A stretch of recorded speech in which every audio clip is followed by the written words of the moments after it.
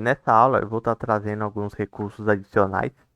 É, Bom, o primeiro deles é o CORS, que basicamente o CORS permite que é, é, aplicações de diferentes IP ou diferentes portas consigam estar acessando a nossa aplicação. Por exemplo, a nossa aplicação vai estar rodando nesse endereço aqui, http://localhost/3000, na porta 3000. Se a gente tiver outra aplicação rodando nesse mesmo endereço dessa mesma porta, a gente vai estar conseguindo acessar a nossa aplicação tranquilo. Mas se, por exemplo, a gente tiver uma aplicação rodando em outra porta ou em outro endereço de IP, por exemplo, localhost barra 3001. Se eu tiver uma aplicação, aqui eu vou indicar que é o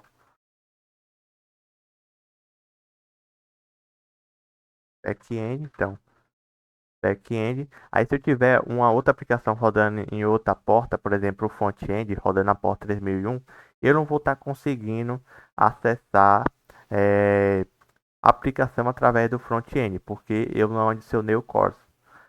Então, para isso, a gente tem que adicionar esse CORS.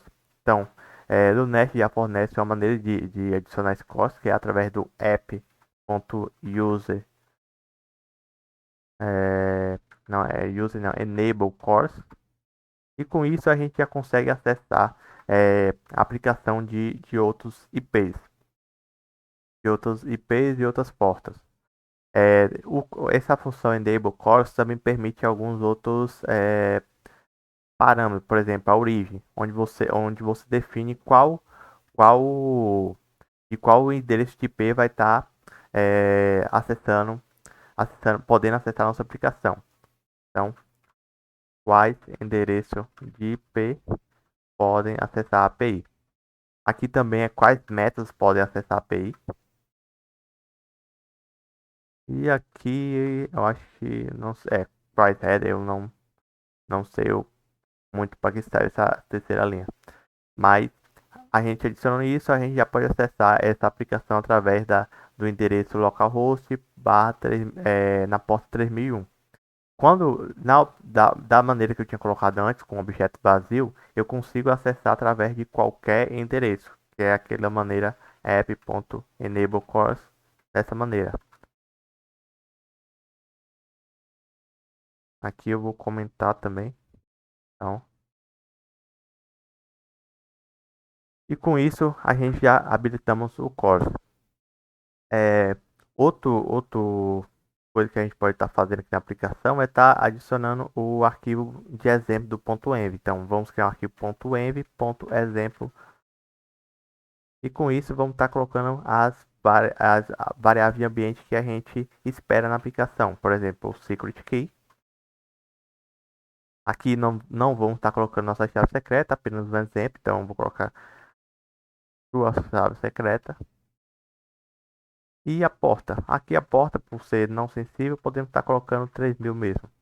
Então, por isso, quem baixar a nossa aplicação já vai ter um arquivo de exemplo com quais variáveis espera. Outro recurso importante é as, é, as dependências circulares. O que acontece? Por exemplo, aqui nós temos nosso módulo de tarefa. Nosso módulo de tarefa importa o user módulo. Então, tarefa importa user módulo. Se por acaso nós tivéssemos um módulo que tivesse importando o mesmo módulo de dois caminhos, por exemplo, o task módulo importa user módulo e o user módulo importa task módulo.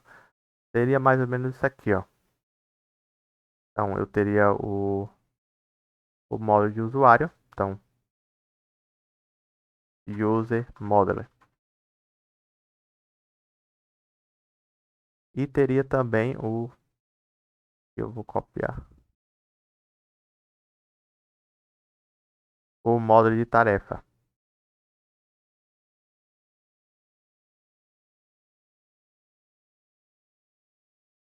task módulo.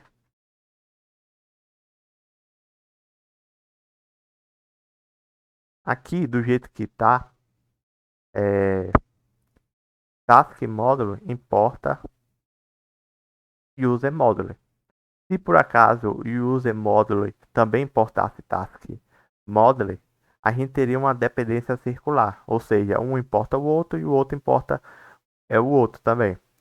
Isso meio que causaria um loop infinito e a aplicação acusaria erro. Aí no Nest.js ele fornece alguns mecanismos para a gente poder estar lidando com isso. Aqui ele tem uma própria seção em fundamentos sobre dependência circular.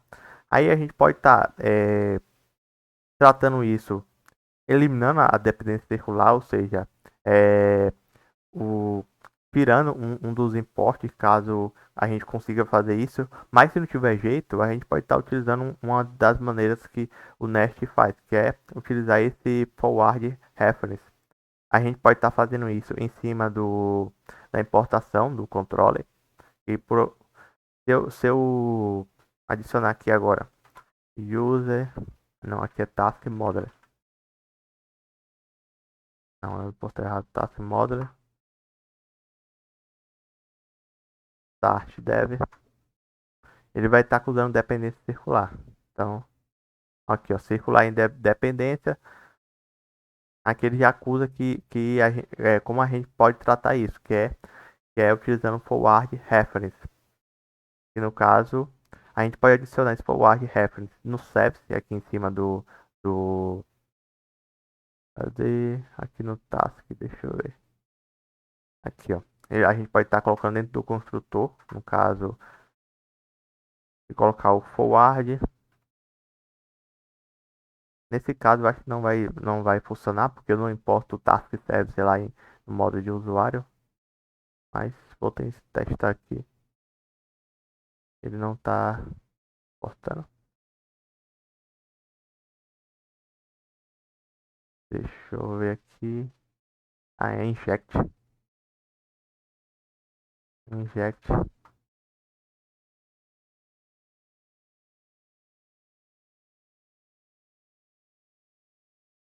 Aqui não sei se. Não funcionou. Mas isso aqui eu acho que funciona só em alguns casos. Eu não lembro em quais casos específicos, mas vocês podem também dar uma olhada na documentação. Mas o método que eu geralmente uso é colocar o forward reference lá no Modular. Então, eu vou tirar a importação. E aí no módulo de tarefas, aqui em cima da referência onde eu faço a importação de user module, eu colocar o forward reference. Aqui cadê? Eu tenho que adicionar talvez esse inject nos dois caminhos, tanto em usuário, tanto em task. Mas o outro módulo é colocar o forward reference. E aqui eu coloco, abro parênteses e vou colocar qual o módulo. No caso é o user module. Se eu tentar rodar, talvez eu tenha que adicionar nos dois lados. Eu não lembro muito bem. Eu acho que eu tenho que adicionar nos dois lados também. Então aqui task módulo, coloco forward e eu já consigo rodar a aplicação. Ele meio que resolve essa dependência circular. Aí, caso vocês tenham dúvida, queiram resolver essa dependência circular de outra maneira, vocês podem estar olhando na própria documentação. E é isso, eu acho que já foram abordados tudo que eu queria abordar na capacitação.